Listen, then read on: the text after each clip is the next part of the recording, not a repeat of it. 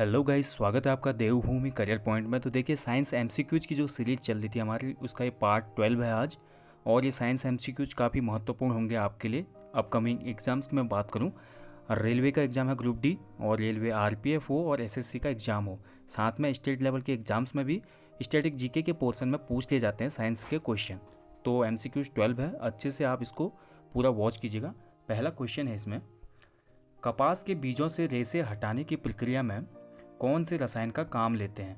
तो कपास का बीज जिससे हमें कॉटन प्राप्त होता है, आपको पता है, उसको सेपरेटली निकालने के लिए कपास के अंदर से तो ये यूज होता है सल्फ्यूरिक एसिड का। ठीक है, ऑप्शन ए इसमें सही आंसर होगा। नेक्स्ट देखिए, ब्रेग व क्लार्क 63 निम्न में से किस फसल की किस्में हैं। तो ब्रेग व क्लार्क 63 ये वेराइटीज़ हैं फसल की, किसकी, सोयाबीन की। ठीक है, ऑप्शन बी होगा। नेक्स्ट देखिए, आरडीएक्स क्या है। तो आरडीएक्स काफ़ी बार आपने सुना होगा, आरडीएक्स का यूज होता है विस्फोटक के रूप में, तो इसका आंसर होगा एक विस्फोटक है ये। नेक्स्ट देखिए, नायलॉन क्या है। तो नायलॉन एक कृत्रिम रेशा है फ्रेंड्स, आपने पढ़ा होगा, 12th में पढ़ा होगा और साइंस के स्टूडेंट्स ने भी पढ़ा होगा। ये नायलॉन एक कृत्रिम रेशा है, तो ये बना होता है पॉलीएमाइड का। ठीक है, ऑप्शन ए होगा इसमें। नेक्स्ट क्वेश्चन है, बेकेलाइट किस प्रकार का बहुलक है। तो बेकेलाइट जो अमूमन यूज होता है, आपने देखा होगा प्रेशर कुकर के हैंडल्स बनते हैं इससे, और विद्युत रोधी कुचालक है ये।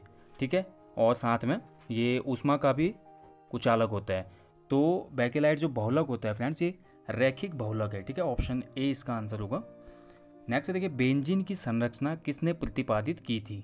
तो बेंजीन आपने देखा होगा, बेंजीन का अगर मैं फिगर की बात करूँ, ये इसमें ठीक है 6 कार्बन श्रृंखला होती है बेंजीन में, और बेंजीन की खोज की थी किसने, इसका आंसर होगा ऑप्शन सी, क्यूले। ठीक है, कैक्यूले, ऑप्शन सी होगा इसका। अगला देखिए, निम्न में से किसका अवक्षेपण पीला है। तो किसका पीला अवक्षेपण मिलता है दिए गए जो भी यहाँ पे रासायनिक पदार्थ हैं, तो इसका आंसर हो जाएगा ये सभी। ठीक है, C6H5NO2 में होता है, पिकरिक अम्ल में भी होता है, CHL3 में भी होता है। ठीक है, वसा विलेय होते हैं। तो जो फैट होती है वो किस में विलेय होती है, जल में तो विलेय होती नहीं वसा, तो इनमें दिए गए ऑप्शन में से वसा किस में घुल सकती है, तो इसका आंसर होगा ईथर में। ठीक है, ऑप्शन बी। अगला है देखिए, निम्नलिखित में से कौन सी जांच पितृत्व को सुनिश्चित करती है। तो किसी के पिता का पता लगाने के लिए कौन सी जांच इसमें सबसे अधिक महत्वपूर्ण है। तो डीएनए एंड जो फिंगर प्रिंटिंग होती है, इसके माध्यम से पता चल सकता है कि उस इंसान में किसका डीएनए है। ठीक है, तो ऑप्शन सी होगा इसका।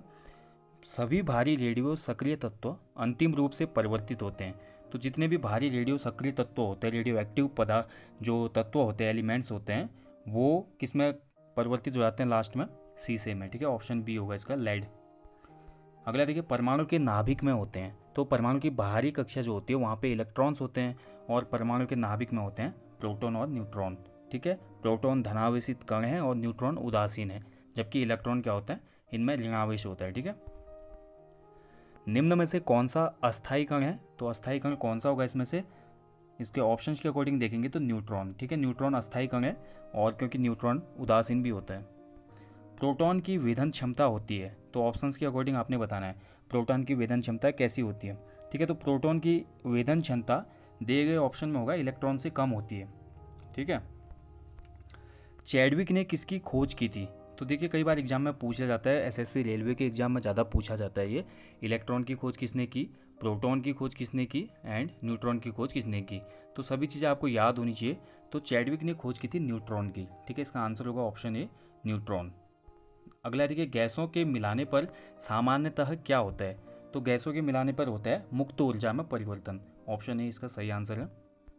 वह जलीय विलयन जिसका पीएच मान 0 हो, तो वो कैसा होता है, उसका नेचर कैसा होता है। तो मैंने आपको बताया, देखिए अगर जो पॉइंट होता है, पॉइंट्स अगर 7 की मैं बात करूँ, 7 उदासीन पॉइंट होता है, जो शुद्ध जल का पीएच मान होता है। पीएच मान का अर्थ होता है फ्रेंड्स पोटेंशियल ऑफ हाइड्रोजन। ठीक है, तो 7 जल का होता है, जल उदासीन होता है। अगर 7 से हम नीचे को आते हैं, 6, 5, 4, 3, तो इन वाले पदार्थों की प्रकृति अम्लीय होती है। अगर 7 से ऊपर को बढ़ते हैं तो वहाँ पे क्षारीय होता है। तो पीएच 0 जिस पदार्थ का होगा वो क्या होगा, वो शुद्ध अम्लीय होगा, काफ़ी एसिडिक होगा वो पदार्थ या विलयन। ठीक है, ऑप्शन बी इसका आंसर होगा। नेक्स्ट देखिए, शिशु का लिंग कैसे निर्धारित होता है। तो किसी भी शिशु का लिंग निर्धारित होता है पुरुष के क्रोमोसोम्स के द्वारा, क्योंकि पुरुष में XY क्या पाए जाते हैं, क्रोमोसोम्स होते हैं, जबकि महिला में XX होते हैं। ठीक है,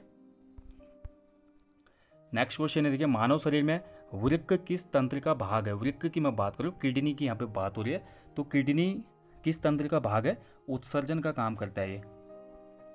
कसीस का तेल कहलाता है, तो कसीस का तेल बोलते हैं सल्फ्यूरिक एसिड को, ठीक है। H2SO4, कभी कभी सूत्र भी आ जाता है इसका, H2SO4 होता है सल्फ्यूरिक एसिड का फॉर्मूला। नेक्स्ट देखिए, फ्लैश बल्बों में निम्न के वायुमंडल में मैग्नीशियम का तार रखा जाता है। तो फ्लैश बल्ब जो होते हैं आपने देखा होगा, अमूमन फोटोग्राफर यूज करते हैं इसको। फ्लैश बल्ब को में रखा जाता है नाइट्रोजन के अंदर मैग्नीशियम का तार।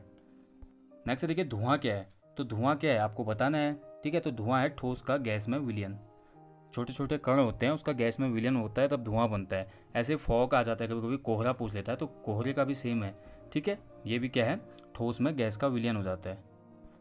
अगला देखिए, जब अभिकारक तथा उत्प्रेरक दोनों की भौतिक अवस्थाएं समान होती हैं तो उत्प्रेरक कहलाता है।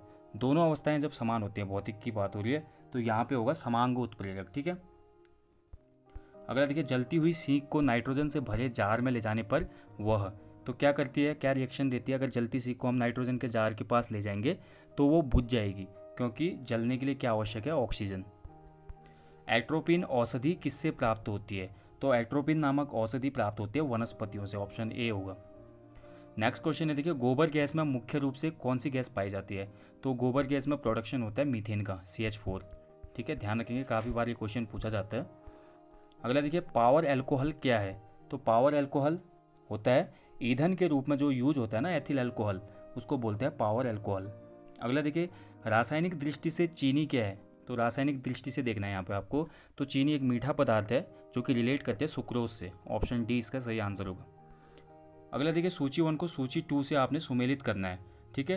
तो करिए इसको, एक तरफ दिए गए हैं पदार्थ और दूसरी तरफ उनमें उपस्थित जो तत्व होते हैं कौन से होते हैं, ठीक है। तो इसका आंसर हो जाएगा, देखिए हीरा, हीरा कार्बन का ही अपर रूप है, ठीक है। उसके बाद मैं बात करूं, संगमरमर है कैल्शियम, रेत का हो जाएगा यहाँ पे सिलिकॉन, रेत में सिलिकॉन पाई जाती है, और माणिक्य रूबी में एल्यूमिनियम का ही ये परिवर्तित रूप है, ठीक है, ध्यान रखेंगे। तो इसका आंसर हो जाएगा ऑप्शन बी। नेक्स्ट देखिए, बायोगैस में मुख्यतः क्या होती है, तो बायोगैस में मुख्यतः होती है कार्बन डाइऑक्साइड और मीथेन। नेक्स्ट क्वेश्चन है, देखिए निम्नलिखित रसायनों में किसका फलन पकन हेतु उपयोग होता है, तो फल पकाने के लिए कौन सा रसायन यूज किया जाता है। काफ़ी बार एग्जाम्स में क्वेश्चन पूछा जाता है कौन सा होता है, ठीक है। तो इसका आंसर होगा ईथफॉन, ऑप्शन ए होगा इसका, ठीक है। एसिटिलीन भी यूज होती है, ठीक है, कई बार एथिलीन भी यूज होती है फल पकाने के लिए। चूहे मारने का जहर किस रासायनिक पदार्थ से बनता है, तो चूहे मारने के लिए, कॉकरोच मारने के लिए अमूमन जो घरों में यूज किया जाता है केमिकल, वो रासायनिक रूप से क्या है, तो रासायनिक रूप से होता है वो पोटेशियम साइनाइड, ऑप्शन सी होगा इसका। सोयाबीन में नत्रजन स्थिरीकरण के लिए जिम्मेदार बैक्टीरिया कौन सा है, तो ये बैक्टीरिया होता है राइजोवियम जैपोनिकम, ठीक है, ऑप्शन बी हो जाएगा इसका। अगला देखिए, विकिरण पायरोमीटर से कितना तापक्रम मापा जा सकता है, तो विकिरण जो अति उच्च तापमान होते हैं उनको मापने के लिए यूज होता है, और 500 डिग्री सेल्सियस से ऊपर के तापमान इससे मापे जा सकते हैं, तो इसका हो जाएगा ऑप्शन डी।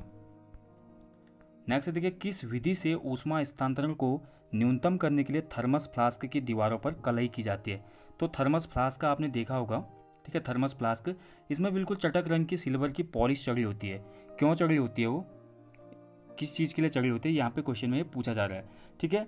तो ऊष्मा स्थानांतरण विकिरण के माध्यम से न्यूनतम होता है, तो विकिरण के माध्यम को कम करने के लिए वहाँ पे थर्मस फ्लास्क की दीवारों पे कलई की जाती है, कलई का मतलब है पेंट, ठीक है। अगला देखिए, लगभग 20 डिग्री सेंटीग्रेड के तापमान पर किस माध्यम में ध्वनि की गति अधिकतम होगी, तो किस माध्यम में होगी, लोहे में, ऑप्शन डी हो जाएगा इसका। पूर्ण सूर्य ग्रहण का अधिकतम समय कितना होता है, तो पूर्ण सूर्य ग्रहण का जो अधिकतम समय होता है वो होता है 460 सेकेंड, ऑप्शन बी होगा इसका। नेक्स्ट देखिए, आकाश का रंग नीला प्रतीत क्यों होता है, तो ये तो सिंपल क्वेश्चन है, कई बार रिपीटेड क्वेश्चन है। प्रकीर्णन के कारण प्रकाश का प्रकीर्णन हो जाता है, बिखराव होता है, ठीक है, तो नीला रंग तभी दिखता है। निम्नलिखित में से कौन एक आवेश रहित कण है, तो आवेश रहित कण कौन सा हो जाएगा इसमें से, न्यूट्रॉन, क्योंकि न्यूट्रॉन उदासीन होता है, इस पर कोई भी आवेश नहीं होता। क्यूरी किसकी इकाई है, तो क्यूरी इकाई है रेडियोधर्मिता। देखिए, रेडियो एक्टिविटी की खोज की थी मैडम क्यूरी ने, इसलिए रेडियो एक्टिविता की जो इकाई है वो क्यूरी के नाम पे ही रखी गई है, तो क्यूरी इकाई है रेडियो एक्टिविटी की, ठीक है।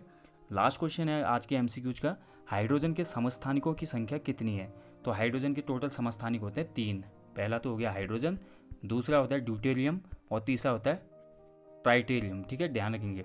तो तीसरा होता है ट्राइटेरियम।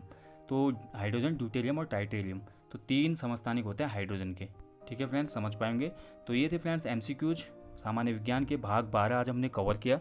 इसमें भी हमने महत्वपूर्ण MCQs देखे जो कि महत्वपूर्ण होंगे रेलवे और जो भी अपकमिंग एग्जाम्स हैं। तो सभी को नोट डाउन कीजिए। मिलेंगे आपको नेक्स्ट वीडियो में, तब तक अच्छे से स्टडी कीजिए। जय हिंद, वंदे मातरम।